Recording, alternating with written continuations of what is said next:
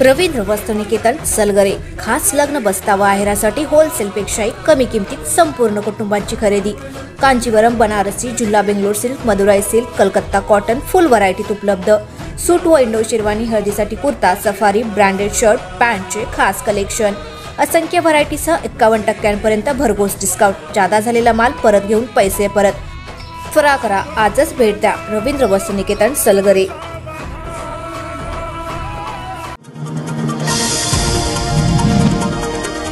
महाविकास आघाडीत काँग्रेसची कोंडी झाल्यानंतर बंडाचा झेंडा फडकवणारे काँग्रेस नेते विशाल पाटील लोकसभेला भिडणार की विधान परिषद किंवा राज्यसभा सदस्यत्वाची ऑफर स्वीकारून त्यांचे थंडावणार, याचा फैसला उद्या होईल। तत्पूर्वी आमदार विश्वजित कदम आणि विशाल यांच्यावर प्रदेश आणि राष्ट्रीय काँग्रेसकडून प्रचंड दबाव निर्माण करण्यात आलाय।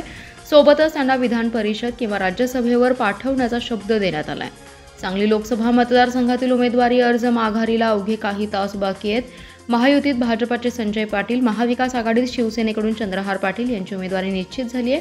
विशाल पाटील यांनी महाविकास आघाडीत काँग्रेसवर अन्याय झाल्याचा आरोप करत बंडाचा झेंडा फडकावला। या स्थितीत भाजप विरुद्ध बंडखोर अशी लढत होण्याची शक्यता निर्माण झाली आहे। हटून घेतलेली सांगलीची जागा काँग्रेसच्या मदतीशिवाय लढताना शिवसेनेची दमछाक होताना दिसते। अशा वेळी विशाल पाटील यांची बंडखोरी मागे घेणे हाच पर्याय महाविकास आघाडीने निवडलाय। त्यासाठी आमदार विश्वजित कदम यांच्या माध्यमातून विशाल पाटील यांच्याशी संपर्क साधला जातोय। आता विश्वजित याची भूमिका काय राहते याकडेही लक्ष असणार आहे। संजयनगर परिसरातील चिन्मय पार्क रोडवर निवृत्त शिक्षक असलेल्या एका वृद्ध महिलेला दुचाकीवरून आलेल्या दोघा भामट्यांनी पोलीस असल्याची बतावणी करून लुटल्याची घटना घडली आहे। या महिलेकडील सोन्याची बिल्वर आणि गळ्यातील चैन असा एकूण 2,20,000चा मुद्देमाल लंपास केलाय। सदर लुटीची घटना ही शनिवारी सकाळी 8:15 वाजण्याच्या सुमारास घडली। या प्रकरणी श्रीमती हौसा जांबू वांजुळे यांनी संजयनगर पोलीस ठाण्यात फिर्याद दिली आहे। श्रीमती हौसा वांजुळे या शनिवारी सकाळी 8:15 वाजण्याच्या सुमारास चिन्मय पार्क ते लक्ष्मी मंदिर चौकाकडे जाणाऱ्या रस्त्यावरून चालत निघाल्या होत्या। यावेळी दुचाकीवरून आलेल्या अज्ञात दोघांनी त्यांना थांबवले।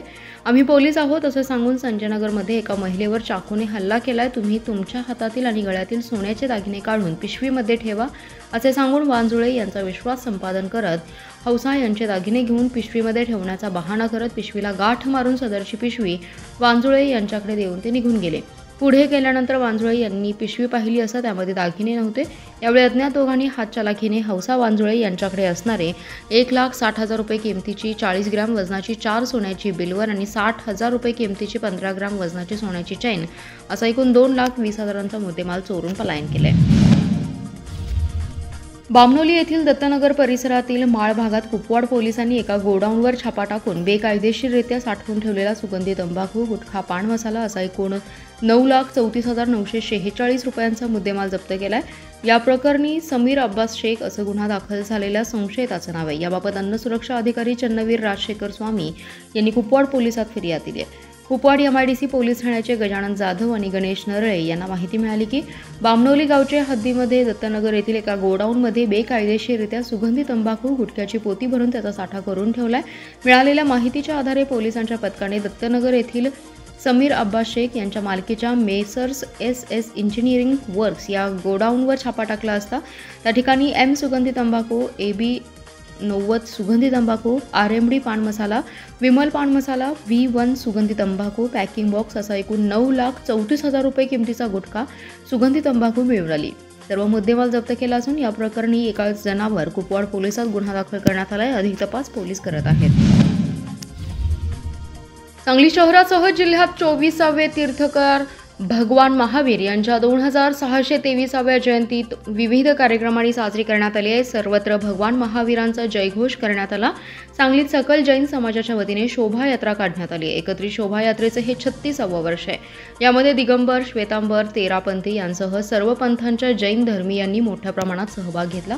अमराई येथून सकाळी शोभायात्रा सुरू झाली। या शोभायात्रेत चित्ररथ, घोडे, चांदीचे रथ, आकर्षक सजावटींनी सजवलेली भगवान महावीर यांची पालखी, पंचमेरू याचा समावेश होता। या शोभायात्रेत मोठ्या संख्येने युवक, महिला आणि पुरुषांनी सहभाग घेतला।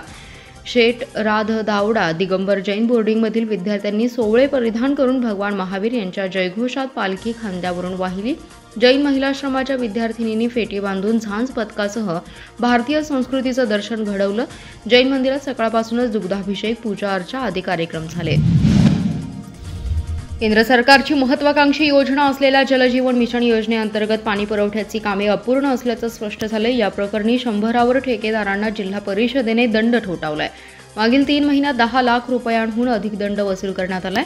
जिल्ह्यात जलजीवन योजनेअंतर्गत पाणी पुरवठ्याच्या 683 योजनांची कामे सुरू आहेत। त्यांची कामे फारच मंद गतीने सुरू आहेत।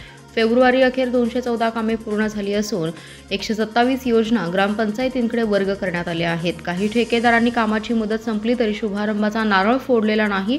काही ठेकेदारांनी कामे अर्धवट सोडली तर काहींची कामे अपेक्षेपेक्षा काही प्रमाणात कमी आहेत। कामे रखडत ठेवणाऱ्या ठेकेदारांना पाणी पुरवठा विभागाने वेळोवेळी नोटिसा बजावल्या आहेत। त्यानंतरही सुधारणा न झाल्याने त्यांच्यावर दंडाची आकारणी केली आहे।